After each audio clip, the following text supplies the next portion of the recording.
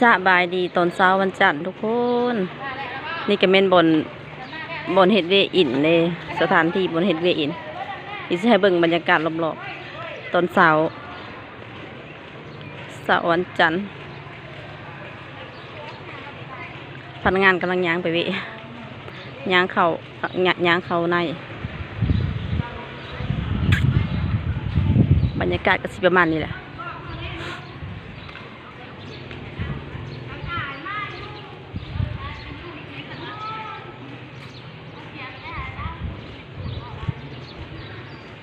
อีจะให้เบิ่งบรรยากาศรอบๆ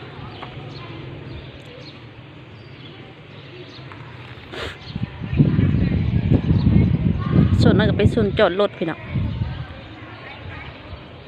เป็นส่วนจอดรถ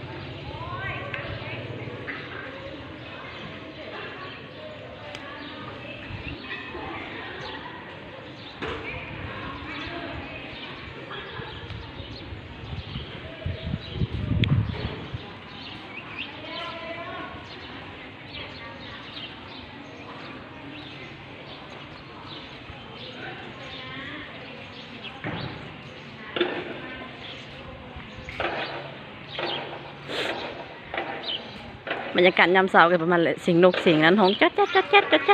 นกเพื่อนนกกระจอกนะเขาเอิ้นนกกระจอกเอิ้นคือกันบ่กระจอกเทพบ่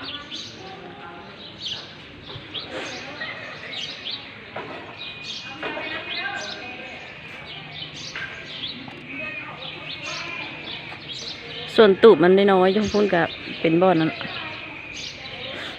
เพื่อนั่งพักผ่อนเลยเฮ้ยสำหรับคนที่จะสูบยาบ่อย่างบ่ประมาณนั้น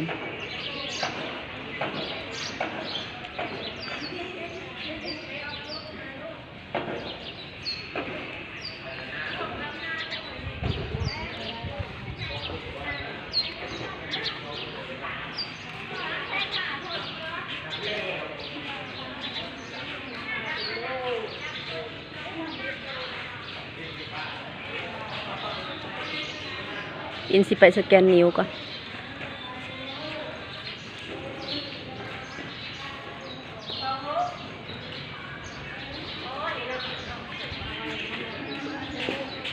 มาจ้า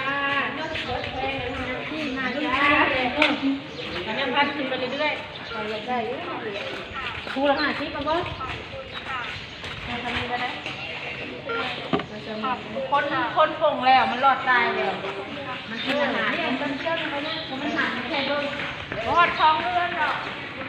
เกี่ยวข้าวบรรยากาศยามเช้าประมาณนี้เลยพี่น้อง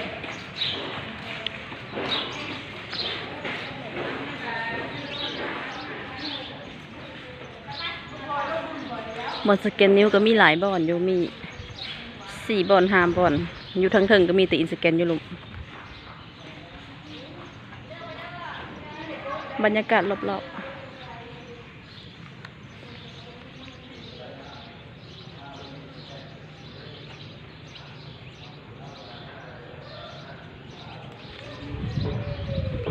นี่พาเบิ่งหญ้าหรือหญ้ายุบบ่แล้วนะ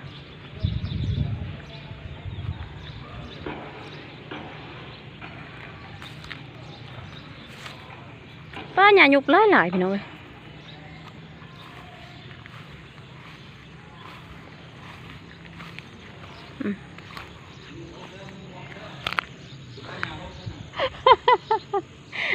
ให้มันครบแน่ ให้มันครบแน่ยายุกพี่น้องบ้างามอีเลยยายุกนะ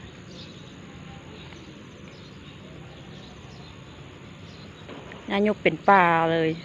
แบมากกินแต่ยายุกนี่เนาะของโปรดแบได้นี่นะ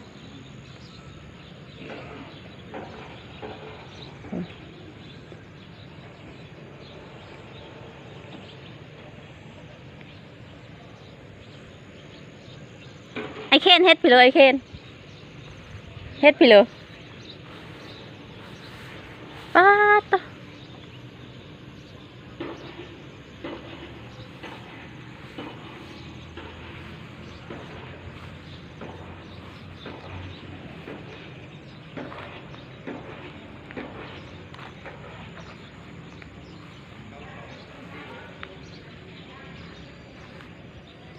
บรรยากาศก็ประมาณนี้พี่น้อง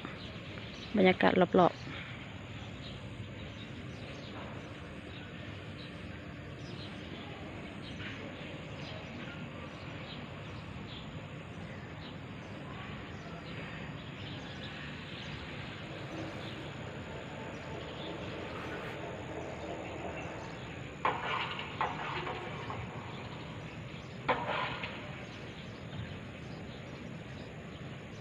สะออนตะญายุบ สะออนตะญายุบงามแท้งามมาเนาะ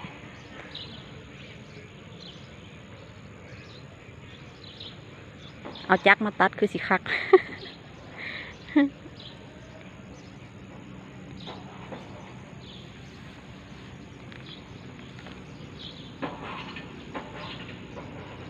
อันนั้นก็เป็น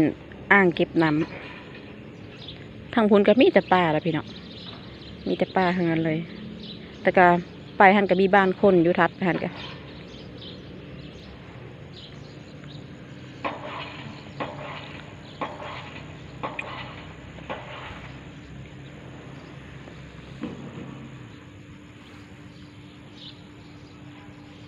สำหรับคลิปพี่อินขอบใจเบิร์ดทุกคนเด้อที่ตามรับชมคลิปสาวอินบ๊ายบาย